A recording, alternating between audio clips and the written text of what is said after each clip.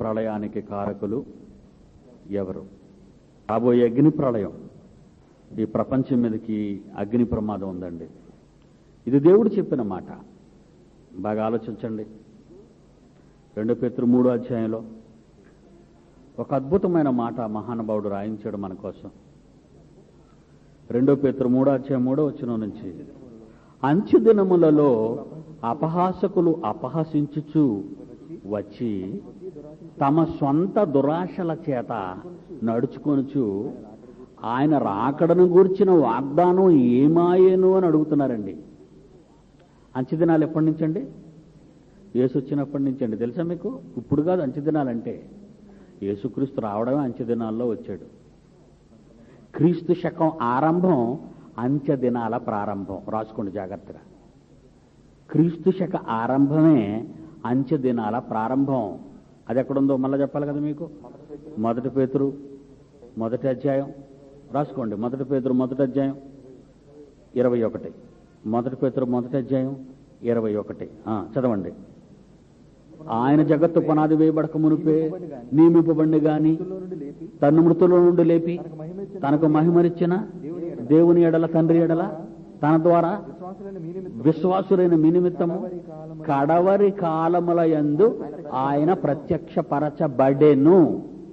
కడవరి కాలముల యందు యేసుక్రీస్తు ప్రత్యక్షపరచబడెను అంటే యేసుక్రీస్తు భూమి మీద కనబడిన కాలం కడవరి కాలము అని ఉంది. అక్కడ ముగింపు కాలం ఆరంభమైంది.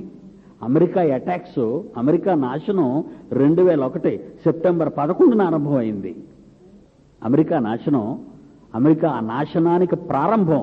అమెరికా నాశనానికి ప్రారంభం ఎప్పుడు ప్రారంభమైంది? పెంటగాన్ని కొట్టేశాడు. పెంటగాన్ అంటే రక్షణ కవచం. అమెరికాకి మంచి ఆయువు పట్టు, గుండెకాయది.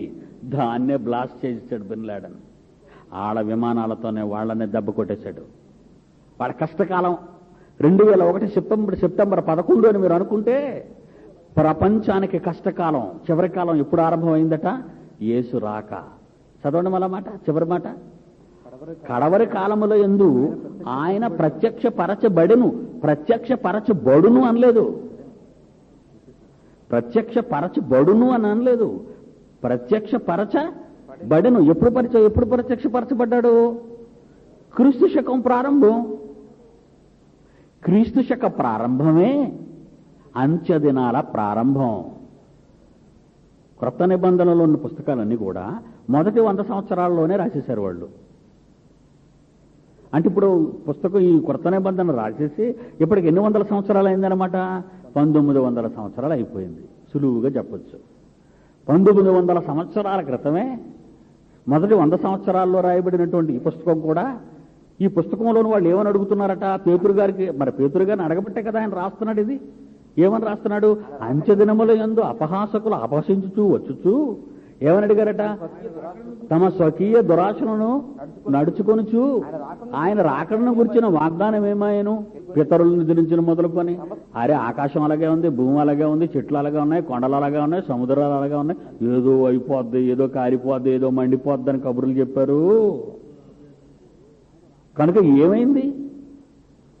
ఆయన రాకడను గురించిన వాగ్దానం ఏమాయను? ఆయన వెళ్ళిపోతే ఏం చెప్పాడు? యేసుప్రభు వెళ్ళిపోతే ఎవరైనా ఏమని చెప్పారా? యేసుప్రభు అని దిగబెట్టడానికి గల్లీ కొండ దగ్గరికి వెళ్ళారండి, ఆయన వెళ్ళిపోతున్నాడండి. ఆయన అంతేనా? ఆయన వెళ్ళిపోతున్నసరికి 2 మనుషులు అక్కడ నిలబడ్డారు. వీళ్ళందరూ చూస్తున్నారు పాపం యేసుప్రభు వెళ్ళిపోతుంటే, చనిపోయి తిరిగి లేచిన తర్వాత. ఏమంటే అపోస్తల కార్యాలు 1:11 అండి. అపోస్తల కార్యాలు 1:11 వితౌట్ రెఫరెన్స్ నో మెసేజ్. అసలు ఏం చెప్పకూడదండి, రెఫరెన్స్ లేకపోతే ఏం చెప్పకూడదు. 1:11 అపోస్తల కార్యాల్లో ఏమంటున్నారు? గల్లీ మనుషులారా, మీరెందుకు నిలిచి ఆకాశం వైపు చూచుచున్నారు? మీ యొద్ద నుండి పరలోకమునకు చేర్చుకొనబడిన యేసు గారే ఏ రీతిగా పరలోకానికి వెళుతున్నారో ఆ రీతిగానే ఆయన తిరిగి వచ్చేస్తాడు. మీరేం మర్రి అవ్వకండి. ఏడు తిరిగి వచ్చేస్తారంటున్నారంటే, తిరిగి వచ్చేటువంటి అంత వెంటనే జరిగిపోద్దనా?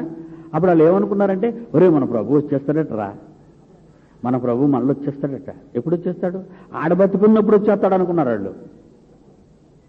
అంతే కదా, వాళ్ళు మనలాంటాడే, మన బ్రదర్స్ వాళ్ళు, సీనియర్స్ వాళ్ళు. మా తెలివిగా ఆలోచించేవాడు ఆడెక్కడున్నారు ఆ రోజుల్లో? ఒరే యేసుప్రభు వచ్చేస్తాడట, మళ్ళీ వచ్చేస్తాడట, పోనీ ఈయనేమైనా చెప్పేసి వీళ్ళు బతుకున్నప్పుడు ఏమని చెప్పాడు ఆయన? ఈయనేమైనా రాయించాడా బతుకున్నప్పుడు? ఏమండి ప్రకటన గ్రంథం ఆఖరి పుస్తకం కదండి ఇది. ఆఖరి పుస్తకంలో 22వ అధ్యాయం అండి, ఆఖరి అధ్యాయం అదేనండి, ఆఖరి అధ్యాయం, ఆఖరి పుస్తకం, ఆఖరి అధ్యాయం. ఏమండి 7వ వచనంలో ఏమంటున్నాడు చూడండి. ఏమండి 22వ అధ్యాయం ప్రకటన గ్రంథం 7వ వచనంలో ఏమంటున్నాడు చూడండి. ఇదిగో నేను త్వరగా వచ్చుచున్నాను అన్నాడు. ఈ పుస్తకం ఎప్పుడు రాశారండి? 96 అండి. సుమారు క్రీస్తుశకం 96 అండి. ఫస్ట్ 100 years అని చెప్పానుగా మీకు. First 100 years క్రీస్తుశకం 96లో రాశాడండి. అప్పుడు అందులో ఏమని చెప్పాడు? పద్మాసు దీపంలో ప్రవాసి కన్న యోహానికి దర్శనంలో కనబడి ఏం చెప్పాడు? ఇదిగో నేను త్వరగా వచ్చుచున్నాను అన్నాడు. అంటే ఇతను కూడా అదే చెప్పాడా? 12వ వచనం ఏమన్నా చూడండి. ఇదిగో నేను త్వరగా వచ్చుచున్నాను. 20వ వచనంలో ఏమనమన్నాడు? ఆయన త్వరగా వచ్చేస్తానన్నాడు కనుక మీరేమనాలి? 20వ వచనం ఆఖరి వచనానికి ముందు వచ్చినవండి. 21తో తోడు ఉండుగా ఆశీర్వాదం. 20వ వచనం ఏమన్నది చూడండి. ప్రభు అయిన యేసు రాము బాబు త్వరగొచ్చే మిమ్మల్ని అనమన్నాడు. మిమ్మల్ని త్వరగొచ్చేయమన్నాడు. ఆయన త్వరగొచ్చేస్తానన్నాడు. ఆయన త్వరగా వచ్చేస్తానన్నాడు. మీరు త్వరగా వచ్చేయండి అని మిమ్మల్ని అనమన్నాడా? వచ్చాడా? ఎంతకాలం అయిందండి ఇప్పుడు? ఆయన త్వరగా వచ్చేస్తానని చెప్పి వెళ్ళాడు, మీరేమో త్వరగా వచ్చేయమంటున్నారు. ఈయన చూస్తే వెళ్ళిపోయి ఇప్పటికి ఎన్ని సంవత్సరాలు అయిందండి? ఇంట్లోంచి బయటకు వెళ్ళి భార్యతో ఇదిగో ఇప్పుడు వచ్చేస్తాను ఉండని బయటకు వెళ్ళాడు అనుకోండి, ఆఫీస్ నుంచి వచ్చి, అమ్మా ఇది ఇప్పుడు వస్తాను కొంచెం పని ఉంది బయటకు వెళ్ళి వచ్చేస్తాను అనగానే పాపం భార్య ఏం చేద్దండి? వస్తారు కదా అనుకుని పాపం అలా కూర్చుంటుంది. రాత్రి 9 అయింది, 10 అయింది, 11 అయింది, 12 అయింది. మాటికి తిరుగుతుంటుంది. గుమ్మం దగ్గరకు వస్తుంది, రోడ్డు మీద చూస్తుంది. రే ఏడు మీ నాన్న రాలేదు, జంక్షన్లో కానీ ఉన్నాడేమో చూడు, పిల్లలు పంపుతుంది. ఆ తర్వాత ఇంకా రాత్రి 1 గంట 2 దాటిపోయింది అనుకోండి, అన్నదమ్ములు ఎవరుంటే ఫోన్ చేస్తుంది, అత్తమావులు ఉంటే చెప్తుంది, ఏమంటే మీ అబ్బాయి ఇలాగ అన్నాడు, ఇప్పుడే వస్తానని వెళ్ళాడు బయటకు, ఇంకా రాలేదండి అని. ఆ తర్వాత 2 రోజులు అయింది అనుకోండి, ఆ తర్వాత 4 రోజులు అయింది అనుకోండి, పోలీస్ కంప్లైంట్ ఇచ్చేది, బాబు మా ఆయన కనబట్టలేదు. ఆ తర్వాత ఏం చేస్తారండి? ఆ తర్వాత ఏం చేస్తారు? 1 సంవత్సరం రాలేదు, ఆ తర్వాత 2 సంవత్సరాలు రాలేదు, అది 3 సంవత్సరాలు రాలేదు. అలాగే యేసుప్రభు వెళ్ళిపోయి 1900 సంవత్సరాలు అయిందండి త్వరగా వస్తానని చెప్పి. ఇలా చెప్పి వెళ్ళిన వాడు ఇదిగో నేను వచ్చేస్తున్నానని, ఇదిగో మళ్ళా చూడండి తర్వాత ఇదిగో అంటే ఇప్పుడు జరిగిపోతున్నట్టు, ఇదిగో అని మనల్ని అన్న త్వరగా వస్తానని ఆయన అంటే మనం ఏంటంటున్నాం? వచ్చేయి త్వరగా వచ్చేయి. ప్రభు అని యేసు రమ్ము వచ్చేయి. ఈ మాటలు విన్నారండి వాళ్ళు, మొదటి శతాబ్దం ఉన్నవాళ్ళు. మరి పేతురు గారిని పట్టుకొని అప్పటికి అడిగాడని దంచేసి ఉంటారు. ఏమంటున్నారండి? మరి అందుకే కదండి ఉత్తరం రాస్తున్నాడు. ఆయన రాకడను గురించిన వాగ్దానము ఏమాయను? అప్పటికి ఎన్ని సంవత్సరాలు అడుగుతున్నారు వాళ్ళు? 33లో యేసుప్రభు వెళ్ళిపోయాడు, 66లో పుస్తకం రాస్తున్నాడు. అపోస్తలుడైన పేతురు గారు 66లో పుస్తకాన్ని రాస్తున్నాడు. యేసుప్రభు ఎప్పుడు వెళ్ళిపోయారు? 33 సంవత్సరాలే కదండి ఆయన. ఏమండి? 33.5 పోను అనుకోండి. మరి 33 ఏళ్ళు అయింది వెళ్ళిపోయి ఆయన. 33లో వెళ్ళిపోయాడు ఆయన, 66లో పుస్తకం రాస్తున్నాడు. అంటే 33 ఏళ్ల తర్వాత పుస్తకం రాస్తున్నాడు. ఈయన కూడా ఉండి ఆ పుస్తకంలో అంటున్నాడు 33 ఏళ్ళు ఉండలేకాడు. 33 ఏళ్లకే ఆ రోజుల్లో ఏది ఇంకా రాలేదు యేసుప్రభు. ఏమండి? వాళ్ళు అడిగారంటే అర్థం ఉందండి. ఈరోజు మనం కూడా అడగం, మనం ఆలోచిస్తామా? అవును యేసుప్రభు అలాగ అన్నాడు కదా, ఎందుకు రాలేదు అని ఎప్పుడైనా మీరు ఆలోచించారా? ఏ పుస్తకంలోనే చదివారా? ఎందుకు అసలు ఆలస్యం అయిపోతున్నాడు? అసలు చెప్పిన మాట మీద ఎందుకైనా ఉండలేదు? ఆలోచించాలి. అప్పుడు వీళ్ళు అంటారట, పూర్వం నుండి ఆకాశం ఉండిననియో నీళ్లుండిననియో నీళ్ల వల్ల సమకూర్చబడిన భూమియు దేవుని వాక్యము కలిగినదని వారు బుద్ధిపూర్వకంగా మరుతురు. 2 Peter 3:5-6 ఇప్పుడు ఆ నీళ్ల వలన అప్పుడున్న లోకము నీటి వరదలో మునిగి నశించెను. 7 అయితే ఇప్పుడున్న ఆకాశము భూమియు భక్తిహీనులు తీర్పును నాశనమును జరుగు దినము వరకు అగ్ని కొరకు నిలువ చేయబడినవై. మండిపోవడానికి ఉన్నాయటండి. ఇప్పుడు ఇవన్నీ మండిపోవడానికి ఉన్నాయటండి. భస్మం అదేం చెప్పని చూసారా? ఇవన్నీ మండిపోవడానికి. ఎలా మండిపోతాయన్నాడండి? 9 కొందరు ఆలస్యమని ఎంచుకున్నట్లు ప్రభు తన వాగ్దానం గురించి ఆలస్యం చేయవాడు కాడు. ఎత్తాడు పేతురు గారు.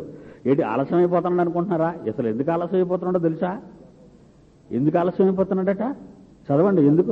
ఎవడు నశించిపోకూడదని. ఎవ్వడు నశించిపోకూడదు, పాతాళ గుండానికి వెళ్ళిపోకూడదు, నరకానికి వెళ్ళిపోకూడదు అని ఆయన ఇష్టపడటం లేదు. వెళ్ళిపోకూడదు అనుకుంటున్నాడు ఆయన. అందరూ మనసు మార్చుకోవాలని మీ ఎడల దీర్ఘశాంతం చూపిస్తున్నాడు. వస్తే పోతావు నువ్వు, వస్తే పోతాం మనం, వస్తే పోతాం మనం, వస్తే పోతాం మనం, వస్తే పోతాం మనం. అందుకే రాకుండా ఆగాడు. రాలేక కాదు, రాలేక కాదు. వస్తే ఎవరు పోతారు? ఎవరిని కోరుకున్నాడో ఆడే పోతున్నారు. అసలు మరి అతను వచ్చే ఉపయోగం ఏముంది?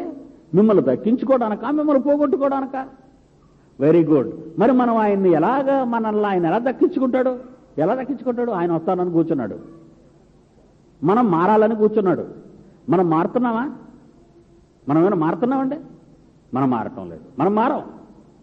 మన తండ్రులు మారలేదు, మన పూర్వీకులు మారలేదు, వాళ్ళు ఎవరు మారరు. మనం మారం. మనం మారం, ఆయన రాడు. మనం మారం, ఆయన రాడు. అయినా పోతాం మనం. ఈలోగా మనం పోతాంగా.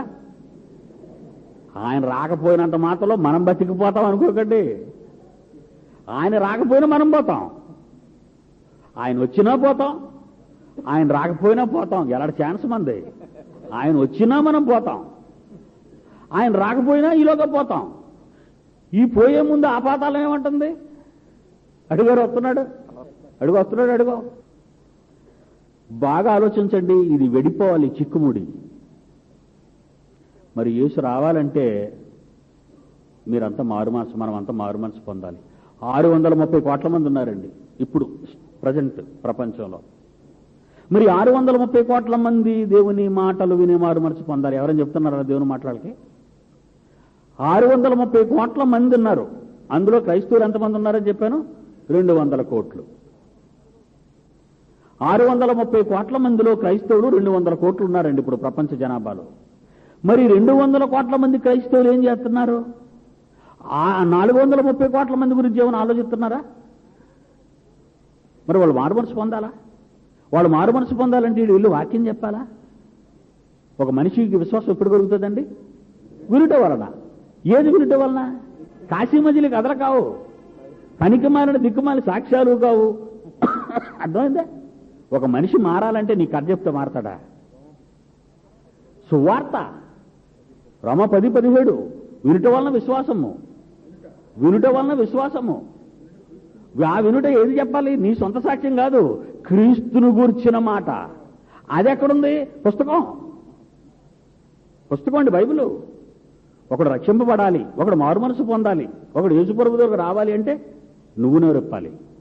కిందనేమన్నాడు చూడండి, ప్రకటింపబడిన వాడు పంపబడని ఎడల వారు ఎట్లు విందురు. ఉందా లేదు చూడండి. 10వ అధ్యాయం రోమాపత్రిక 10వ అధ్యాయం, రోమాపత్రిక 10వ అధ్యాయం 14వ వచనం.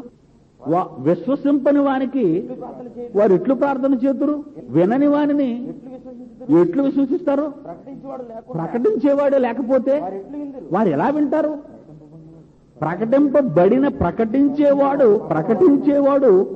ప్రకటించేవాడు పంపబడని ఎడల వారు మరి ఎలా ప్రకటిస్తారు?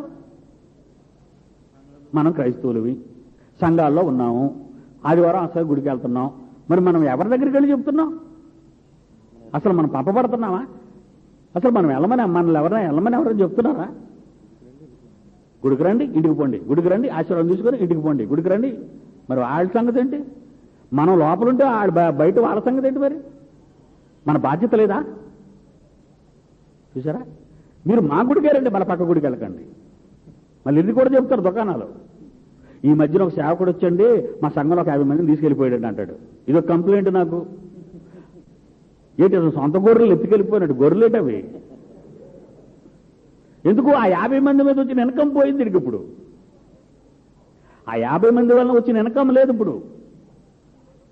ఇలాంటి బాధల్లో ఉన్నవాళ్ళు, ఇలాంటి ఆలోచనలో ఉన్నవాళ్ళు మిగిలిన 430 కోట్ల మంది దేవుణ్ణి ఎరుగని వారి గురించి ఎవడ చెప్తాడు? వెళ్ళి చెప్పండి. వీళ్ళు వెళ్ళకపోతే ఎలాగండి? వీళ్ళు వెళ్ళకపోతే ఎలా చెప్పండి? వీళ్ళు వెళ్ళకపోతే ఎలా చెప్పండి? మరి మనం వెళ్ళాలా? 200 కోట్ల మంది వెళ్ళాలండి. 200 కోట్ల మంది వెళ్ళాలి 430 మంది దగ్గరికి. అప్పుడు మనిషికి ఎంతమంది పడతారు లెక్కేయండి. మీరు ఆలోచించండి, అనాలిసిస్ అండి, లెక్కలు వేయాలి. మరి లెక్కలు అయిపోతే అలాగా బైబిల్ ఏదో నోటుకొచ్చినట్టు వాగేయడం కాదు. 200 మంది కోట్ల మంది క్రైస్తవులు ఉన్నారు ప్రపంచ జనాభాలో. ఇప్పుడు ప్రపంచ జనాభా 630 కోట్ల మంది ఉన్నారు ఈరోజు అధికారి లెక్కల ప్రకారంగా. 430 కోట్ల మందికి యేసుప్రభు ఎరుగని అన్యజనులకి, వాడు నాస్తికుడు కానివ్వండి, మరొకటి కానివ్వండి, మరి యేసుప్రభుని తెలిసిన వాళ్ళు ఎంతమంది ఉన్నారు? 200 కోట్ల మంది ఉన్నారు. 200 కోట్ల మంది 430 కోట్ల మంది దగ్గరికి వెళ్ళాలంటే 200 కోట్ల మందికి 400 కోట్ల మంది అంటే ఇప్పుడు 30 కోట్లు అందాక పక్కన పెడదాం. ఏమండి? ఇద్దరికి 4 పడతారు. బాగా వినండి, ఇద్దరికి 4 పడతారు, ఒకడికి 2 పడతారు. అంటే ఒక క్రైస్తవుడు బైబిల్ చెప్పడం ప్రారంభిస్తే ఇద్దరిని మార్చగలిగితే 430 కోట్ల మంది మారిపోతారు. ఆలోచించారా? మరి లెక్కలు ఎందుకు చేయటం లేదు? వీళ్ళకి ఇలాంటి లెక్కలు రావు. ఏ ఉత్తరం రాస్తే మనకు అమెరికా నుంచి డబ్బు వచ్చేస్తుందో చెప్పమంటాడు. ఏ దొంగ ఉత్తరాలు రాస్తే, గుళ్ళు చూడండి, గుళ్ళు కట్టేస్తారండి పెద్ద మంటపాల్లాగా. ఆ సిలువ ఏంటి, ఆ గంట ఏంటి, ఆ ప్రాకారం ఏంటి, ఏటండి గుడి. ఈ సిటీలో ఒక ఆయన మనం అనౌన్స్ చేశాడండి, the first air condition church in Visakhapatnam. అర్థం లేదా? The first air conditioned church in Visakhapatnam అంటే బాగా భలే. చర్చిలు కూడా ఏసీలు అయిపోతున్నాయి, ఫ్యాన్లకే నిద్ర లేపలేకపోతున్నాయి వీళ్ళని. ఫ్యాన్లు లేకపోయినా లేపలేకపోతున్నాం, ఫ్యాన్లు వేసినా ఇప్పుడు ఏసీ డైరెక్ట్గా ఒకడు ఒడిలో ఒకడు పడుకుంటూ పోవటమే. వీళ్ళకి కష్టం వద్దు. ఇంకొకటి రేపు ఏమైనా చేద్దాండి, 70 mm stereophonic with sound system, all music digital, central AC అంటాడు. వాడు ఏసీ శబ్దం వస్తుంటది బుస్సుమని. ఈ మధ్యన స్ప్లిట్ ఏసీ అని ఒకటి వచ్చిందండి, శబ్దం రాదు. మీకు అక్కడ నిద్రపోతే ఆ శబ్దానికి డిస్టర్బెన్స్ అవుతుంది. మా దగ్గర అయితే ఆ డిస్టర్బెన్స్ కూడా ఉండదు, వచ్చి పడుకోండి. చర్చిల్లో మందల్ని పడుకోబెట్టడానికా ఉన్నాయి ఈ చర్చిలన్నీ? ఎందుకండి ఈ చర్చిలన్నీ? అసలు చర్చ్ అంటే ఏంటి? చెప్పండి. ఏమండి? చూద్దాం, బైబిల్ అడుగుదామా? అడగండి. నెగంటివ్ అండి, అది లేనిదేమి లేదు, లేనిదంటూ ఏమీ లేదు. కొరింథీయులకు రాసిన మొదటి పత్రిక 6 19వ వచనం. మీ దేహం దేవుని వల్ల మీకు ఇవ్వబడింది, అది దేవుని ఆత్మకు ఆలయం. ఇంతకీ దేవుని ఆలయం ఏది? మీరు. మరి ఈయన ఆలయం అంటున్నాడు, సిమెంట్ కన్స్ట్రక్షన్. మీరేరా గుడి అని దేవుడంటే, మేం కాదు గుడి, వాళ్ళు అది గుడి అంటున్నారు వీళ్ళు. జీవము లేనివి, రాళ్లతో కట్టబడినవి, సిమెంటు ఊచలతో రాడ్డులతో నిర్మించబడినది, మనిషి కట్టిన దానిని గుడి అంటున్నారు వీళ్ళు. దేవుడు కట్టుకున్న ఈ దేహం నాది, ఈ గుడి అంటున్నాడు దేవుడు నిన్ను చూసి. తేడా వచ్చిందా? అక్రమము చేయువారులారా, క్రమము, క్రిమినల్ నువ్వు. నువ్వు నా గుడి అని నేనంటుంటే నువ్వేదో గుడి చూపిస్తున్నావు. కొరింథీయులకు రాసిన 2వ పత్రిక 6వ అధ్యాయము. ఆయనకి ఎలాంటి గుడి కావాలండి? 18వ వచనం. మనము జీవము గల దేవుని ఆలయమై ఉన్నాము. మనం ఇది జీవం కలిగిన ఆలయం. ఈ నోరు విప్పిందంటే జీవం గల మాటలు, ఈ కాళ్ళు నడిచేయంటే జీవం గల కార్యక్రమాలకే, ఈ చెవులు విన్నాయంటే జీవం గల మాటలనే. దేవుడు చేసిన ఈ దేవాలయం అనే సంగతిని మరిపింపజేసి మీకు ఈ రోజున్న ఈ భక్తాగ్రేసరులు, ఈ రోజు ఈ బైబిల్ పండితులను చెప్పుకునే సోకాల్డ్ డర్టీ ఫెలోస్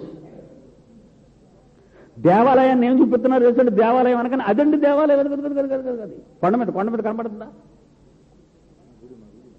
సమరయ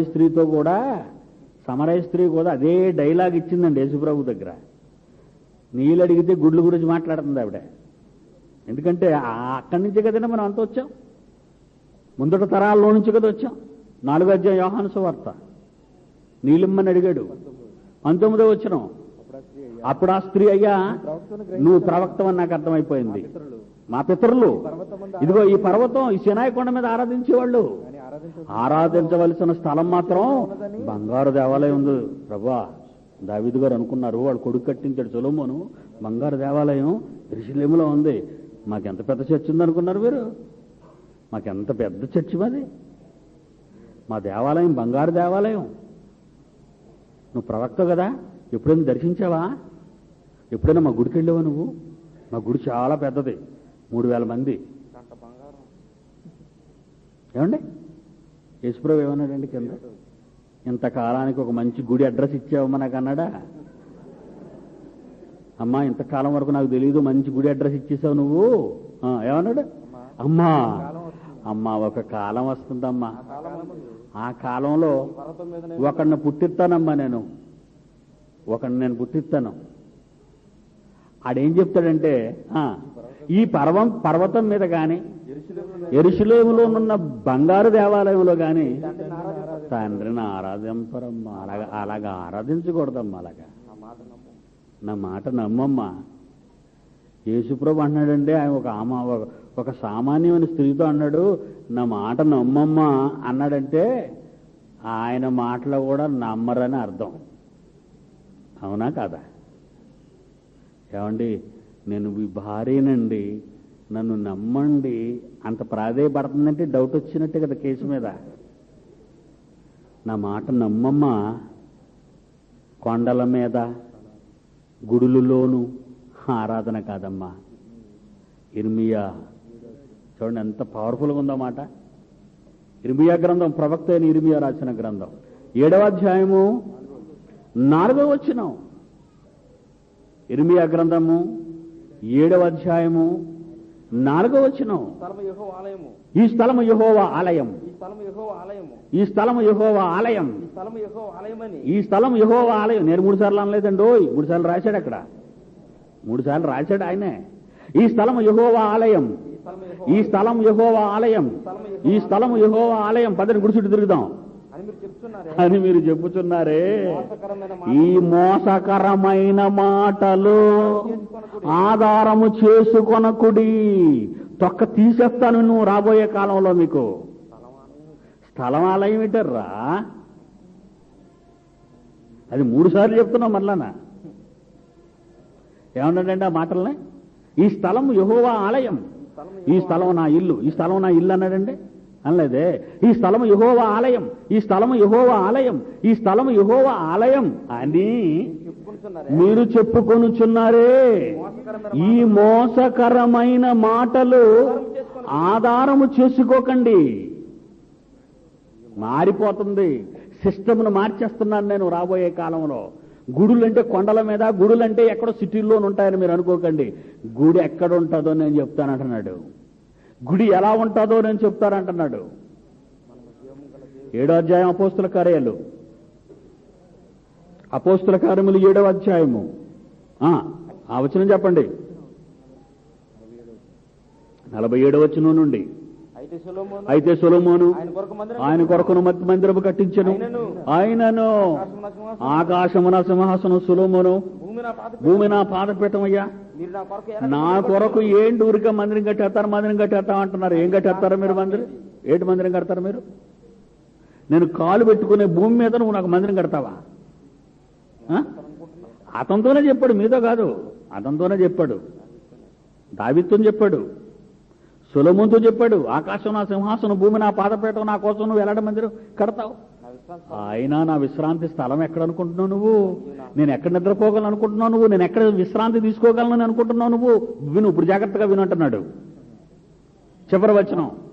అని ప్రవక్త పలికిన ప్రకారము సర్వోన్నతుడు హస్తకృతాలయములలో, అంటే మనుషులు చేతితో కట్టిన ఆలయాలలో, అండర్లైన్ చేయండి దాన్ని, దేవుడు నీ తండ్రి సర్వోన్నతుడు హస్తకృతాలయాలలో నువ్వు తాపి పట్టుకొని చలువురాలు బిగించి నువ్వు కట్టిన నీ చేతులతో కట్టిన ఆ గొళ్ళలో నేను ఉండను. బైబిల్ అర్థం కాలేదండి వీళ్ళెవరికి. బైబిల్ అర్థం కాలేదు. పులిపేట మీద ఉంటారు చూపడం చూసారా? ఓ బైబిల్ ఇప్పేసి అక్కడ పడతారు. పులిపేట మీద ఒక బైబిల్ ఇప్పేస్తారు, అక్కడ 2 కొవ్వొత్తులు వెలిగించేస్తారు. ఏమని చెప్తాడు అది చెప్పడం. గౌన్ వేసుకుంటాడు, నిలబడతాడు, కూర్చుంటాడు, నిలబడతాడు, మిమ్మల్ని నిలబెడతాడు, కూర్చోబెడతాడు, నిలబెడతాడు, కూర్చోబెడతాడు. అందులో ఉన్నది చెప్పడం, అది అక్కడ ఉండటమే. ఆరాధన పట్టికట్ట మళ్ళా శ్రమపడకూడదు. సోమవారం, మంగళవారం, బుధవారం అన్ని ఉంటాయి అందులో. ఈస్టర్ ఆరాధన, చచ్చిపోతే ఆరాధన, పెళ్లి ఆరాధన అన్ని రాసి ఉంటాయి. ఎవడో రాసిచ్చాడు తలకమాసినాడు. వీళ్ళందరూ ఏ చదువుతారు, ఏం వరం ఏం చదవాలో రాస్తారు. ఏడుపెట్ట చదివకూడదు వల్ల మీరు బైబిల్లో ఏడుపెడితే చదివేయకూడదు. నువ్వు రాసిందే చదవాలి. ఆరాధన పట్టిక దివారాత్రులు ధ్యానించండి అని ఆయన అంటుంటే, దివారాత్రాలు దీన్ని ధ్యానించండి అని ఆయన అంటుంటే, ఆరాధన పట్టిక మేము రాసుకుంటాం, ఈ బైబిల్ వెనకబడేస్తాం, కొవ్వొత్తులు వెలిగించేస్తాం, అక్కడ ఒక సిలువ నిలబెట్టేస్తాం, అక్కడ గంట కొట్టేస్తాం. మీరు కట్టే ఆలయాల్లో నేను ఉండను. నేను ఇప్పుడు చెప్పండి, మా గుడికి రండి అని అనకండి, మీరే గుడి. మా బడికి రండి అని చెప్పండి. మీరు జీవము గల దేవుని ఆలయమై ఉన్నారని మీరు ఎరుగురా? మీకెవరు చెప్పలేదా? మీరే గుడిని చెప్పలేదా? మేమీ గుడిని చెప్పలేదండి మా పాస్టర్ గారు. మా గుడికి రండి అని చెప్పాడండి మా పాస్టర్ గారు. ఆ గుడి దేవుని కూడా అనుకున్న ఫ్యాన్ నేనే ఇచ్చాను. నాకు కొడుకు పేరు, కూతురు పేరు, మనవరాల పేరు, 3 రెక్కల మీద 3 పేర్లు. మళ్ళీ ఖాళీ ఉండకూడదు, ఎవడని రాసేస్తాడేమో రెక్క మీద పేరు, బెంచీ మీద పేరు, ఫ్యాన్ మీద పేరు, మైక్ మీద పేరు, ద్వారబంధం మీద పేరు, గంట మీద పేరు, కిటికీ మీద పేరు, బోర్లో సందాకర్ర మీద పేరు, ప్రభురాత్రి భోజన చెట్ట మీద పేరు, కత్తే గొడ్డ మీద పేరు. ఎలాగైపోయి చూసారు ఇలా? అంటే అదే దేవుడు అనుకుంటున్నారు, అక్కడే దేవుడు ఉన్నాడు అనుకుంటున్నారు. ఇది దేవునికి మనం ఇవ్వాలనుకుని మిమ్మల్ని అందరినీ మసిబూసి మారడికాయ చేసి ఇదే గుడిని నమ్మించి మిమ్మల్ని దోపిడీ చేస్తున్నారు వీళ్ళంతా ఈ పాస్టర్లో. ఆరాధన అంటే అర్థం ఏంటి? ఆరాధన అంటే అర్థం ఏంటి?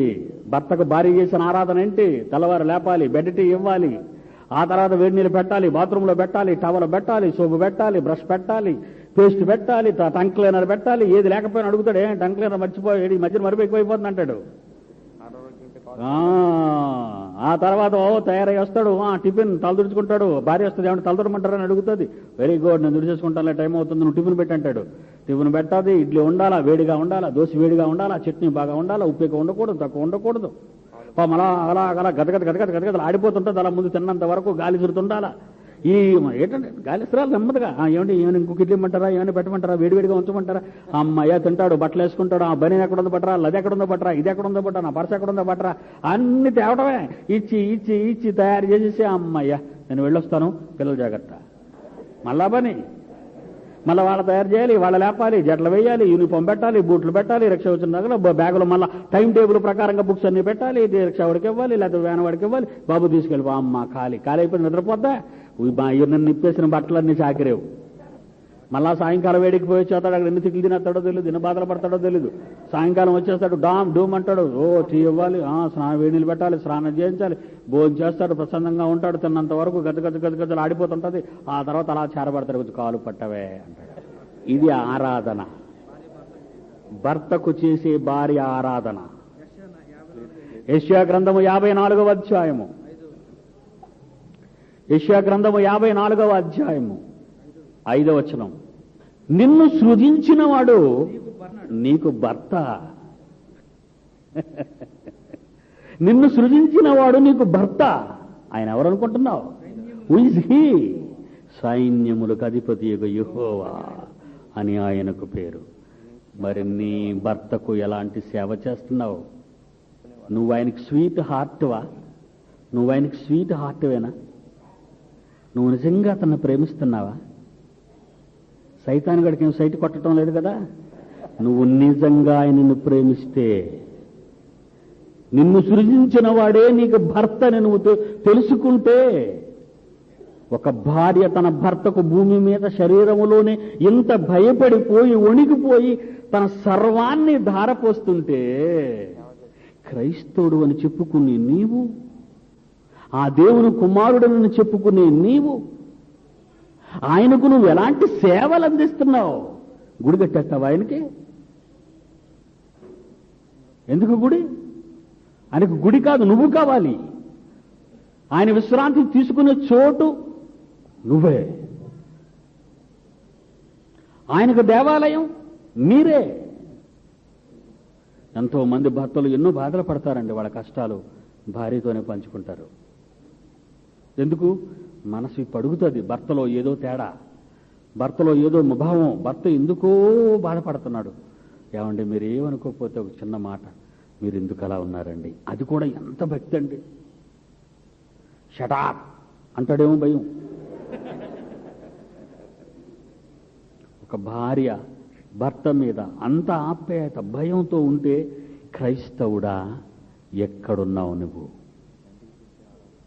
నీ తండ్రికి చేసే ఆరాధన ఏముంది చెప్పు నీ దగ్గర?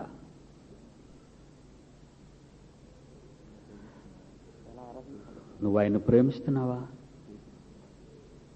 నువ్వు నిజంగా ఆయన్ని ప్రేమిస్తున్నావా? అయితే నిన్ను ఒక ప్రశ్న వేస్తున్నాడు.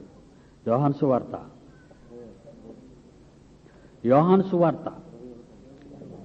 21వ అధ్యాయము, యోహాను సువార్త 21వ అధ్యాయము 15వ వచనం.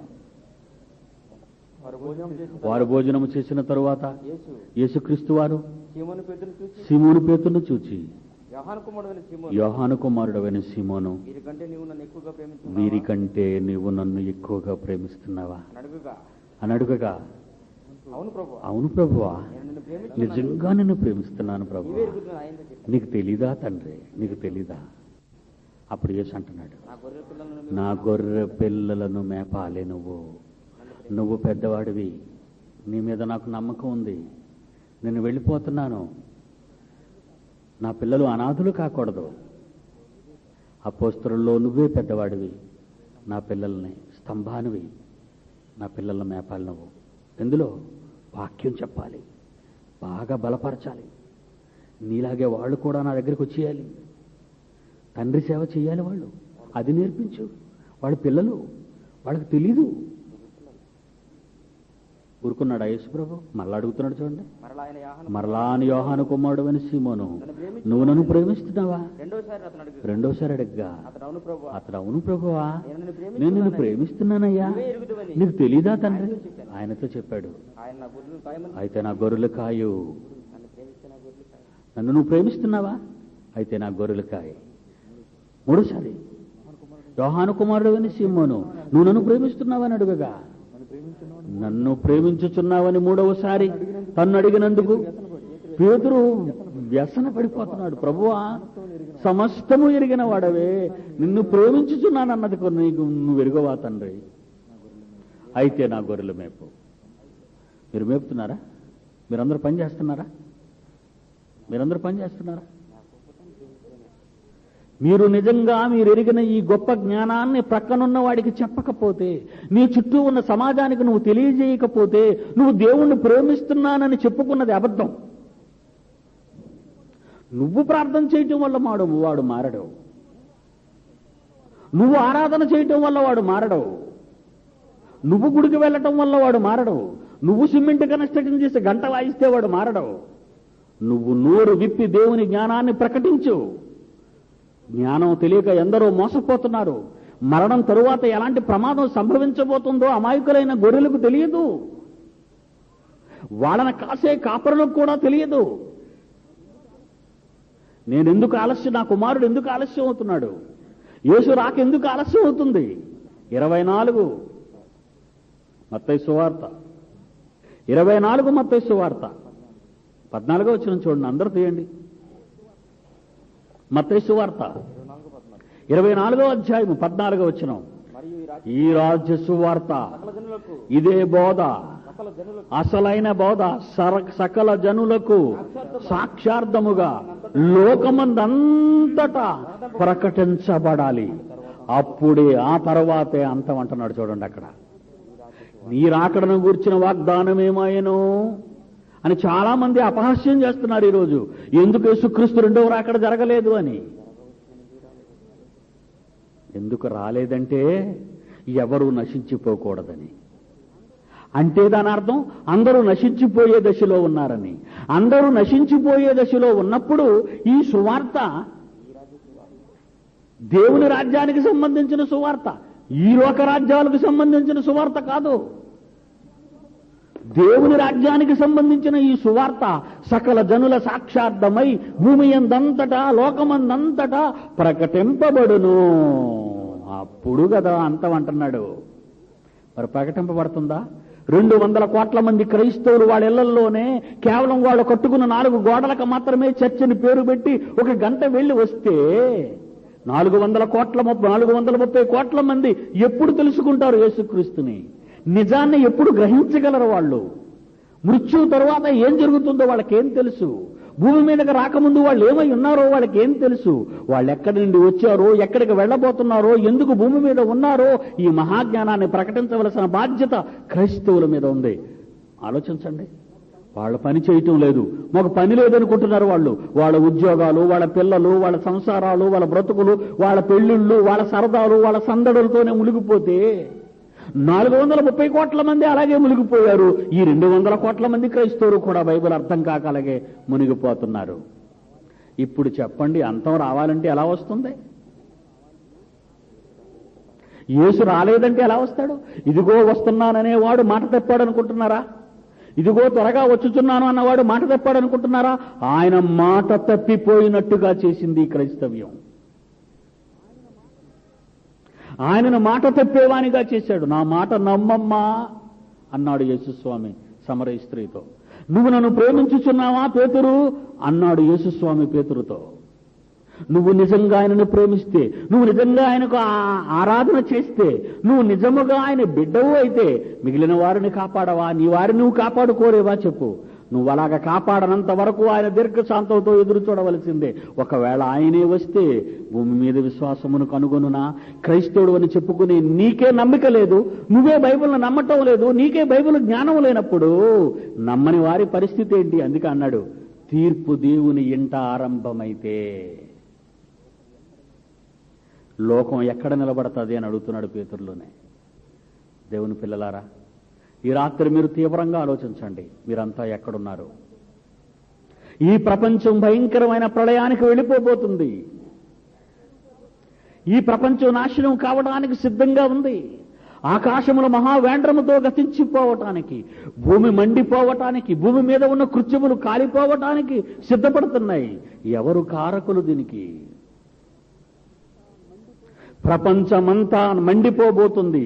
దీనికి ఎవరు కారణం? నువ్వు కాదా? నేను కాదా? దేవుని మాటలు మనం నమ్మిన వాళ్ళం, దేవుని విషయాన్ని ఎరిగిన వాళ్ళం, దేవుని వాక్యాన్ని గ్రహించిన వాళ్ళం. మనమే ఆయన పనిలో లేకపోతే, మనమే ఈ వ్యవస్థను కాపాడకపోతే, మనమే ఈ సమాజానికి దేవుని జ్ఞానాన్ని ప్రకటించకపోతే ఎవరు కాపాడతారు ఈ ప్రపంచాన్ని? మనల్ని నమ్మి అపోస్తులతో చెప్పి వెళ్ళిపోయాడు. అపోస్తులేమో తర్వాత తరముల వారికి బోధించారు. ఆ తర్వాత తరముల వారు తరువాతి తరముల వారికి బోధించారు. తరము తరువాత క్రీస్తు శకం 2వ శతాబ్దం నుంచి క్రీస్తు శకం 21వ శతాబ్దానికి వచ్చేసాం. కానీ బైబిల్ ఎవరికీ తెలియదు. బైబిలులో ఏముందో ఎవరికీ తెలియదు. ఒక ఇంజనీరింగ్ చదివించడానికి నీ కుమార్తెకి కొడుకుకి లక్షలు ఖర్చు పెడుతున్నావు. ఒక వైద్యాన్ని మెడిసిన్ చదివించడానికి నీ బిడ్డలకు లక్షలాది రూపాయలు ఖర్చు పెడుతున్నావు. ఒక ఇల్లు కట్టుకోవడానికి లక్షల రూపాయలు ఖర్చు పెడుతున్నావు. నీ రోగాన్ని తీసివేసుకోవడానికి వేలు లక్షల రూపాయలు పెట్టుబడి పెడుతున్నావు. కానీ నీకంటూ ఒక భవిష్యత్తు ఉందని, నీవంటూ నీ కన్నతండ్రి దగ్గరికి పోవాలని, తరతరములకు ఆయనే నీకు నివాస స్థలమని, ఆ స్థలానికి నువ్వు చేరుకోవాలని, నరులారా తిరిగి రండని నిన్ను పిలిచిన నీ కన్న తండ్రి నీ కొరకు ఎదురు చూస్తున్నప్పుడు భూమి మీద నువ్వు ఎవరి పని మీద బ్రతుకుతున్నావు? భూమి మీద నువ్వు ఎవరి కోసం బ్రతుకుతున్నావు? నీ భార్య నీ కూడా రాదు, నీ భర్త నీ కూడా రాడు, నీ పిల్లలు నీ కూడా రారు, ఎవరు నీతో రారు. నువ్వు ఒంటరిగా వెళ్ళాలి. ఏం చెప్పాలనుకుంటున్నావు ఆయనతో? ఏమి చెప్పాలనుకుంటున్నావు? ఈ రాత్రే దేవుడు నన్ను పిలిస్తే, వెర్రివాడా ఈ రాత్రే నీ ప్రాణాన్ని అడుగుతున్నారు అని ఆయన అంటే ఎక్కడికి వెళ్ళిపోవాలి మనమంతా? నువ్వు సంపాదించిన ఇవన్నీ ఎవరివి?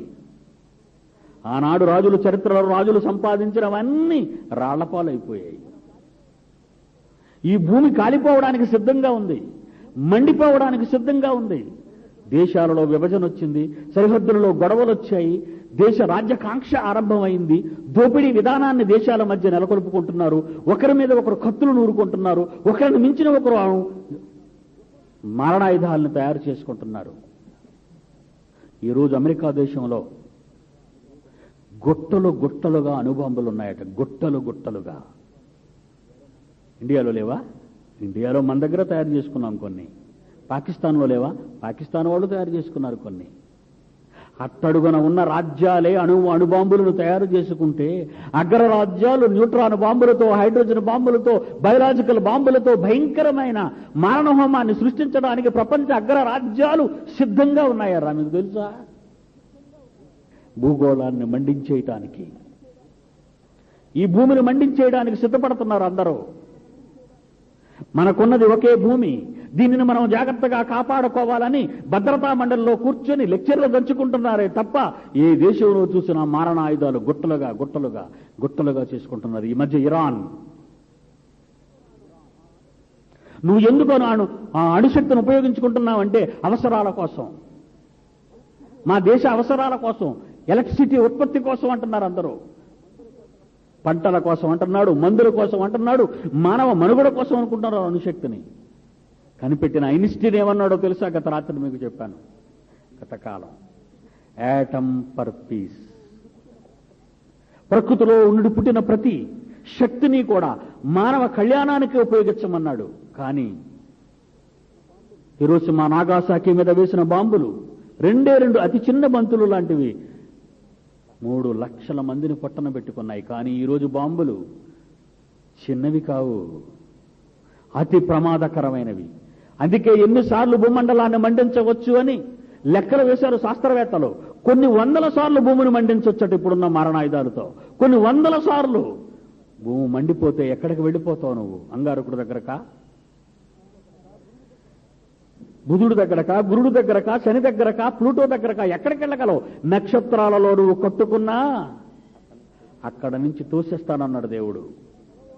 రాకడలో నక్షత్రాలు కూడా నిలవు అన్నాడు, రాలిపోతాయన్నాడు. సూర్యుడు ఆరిపోతాడు, చంద్రుడు ఆరిపోతాడు, నక్షత్రాలు రాలిపోతాయన్నాడు. ఆకాశం రవులుకుంటాయన్నాడు, మండిపోతాయంటున్నాడు. ఆ 2 పేతురు 3వ అధ్యాయం చదువుతుంటే భయం. పంచభూతాలు మిక్కుటమైన వేండ్రముతో లయమైపోతాయంటున్నాడు. భూమియు దాని అందరి కృత్యములు కాలిపోతాయంటున్నాడు. ఎవరు దీనికి కారణం? ఈ రాబోయే అగ్ని ప్రళయానికి కారణం ఎవరు? ఈ రాజ్య సువార్తను ప్రపంచమంతా ప్రకటించాలి. ఈ రాజ్య సువార్తను ప్రపంచానికి ప్రకటించాలి. అందుకే రాశాను టోనీ బ్లెయిర్కి, జాగ్రత్త, ప్రపంచం నాశనానికి వెళ్ళిపోతుంది మిస్టర్ బ్లెయిర్. బుష్ ప్రపంచాన్ని నాశనం వైపు తీసుకెళ్తున్నావు నువ్వు. సెక్రటరీ జనరల్ కోఫీ అన్నన్కి రాశాను, మీరు జాగ్రత్తగా దేశాలను కూర్చోబెట్టి బుద్ధి చెప్పకపోతే ప్రపంచ దేశాలలో మధ్యగా జరుగుతున్న ఈ విపత్తుల వలన ప్రపంచం వినాశనం వైపు వెళ్ళిపోతుంది. జాగ్రత్తగా మాట్లాడాలి, జాగ్రత్తగా ఒప్పించాలి రాజ్యాలను అన్నాను కోఫీ అన్నంతో. జైశాలి సింహగర్జనలో ఆ ఉత్తరాలన్నీ ప్రచురించాను చూడండి. ప్రపంచం నాశనం వైపు వెళ్ళిపోతుంది. బైబిల్ తెలిసిన ఒక వ్యక్తిగా, ఒక బైబిల్ పండితునిగా చెబుతున్నాను మీ దేశానికి, మీ క్యాబినెట్కి. మీరు ఇప్పుడే జాగ్రత్తలు తీసుకోకపోతే ప్రపంచానికి అగ్ని ప్రళయం తప్పదు. పేలిపోతాయండి ఇవన్నీ పేలిపోతాయి. భూగ్రహం మండిపోతే, భూమి మంటల్లో మండిపోతుంటే మొత్తం యూనివర్స్ గాడి దెబ్బతింటుందో తెలుసండి. ఇది చదవండి, సంచలనం తెలుస్తుంది మీకు, ఎంత సైన్స్ రాశానో. ఈ భూమిని బట్టే సృష్టి అంతా ఉంది. ఈ భూమి మీద ఆధారపడే ప్రకృతి అంతా ఉంది. భూమి బూడిదైతే అంతరిక్షమే అంతరించిపోతుంది. ఈ మట్టి జ్ఞానులకి, మట్టి అగ్రరాజ్యాల బుర్రలకు అందటం లేదు. ఇది సెంట్రల్ పాయింట్ రా.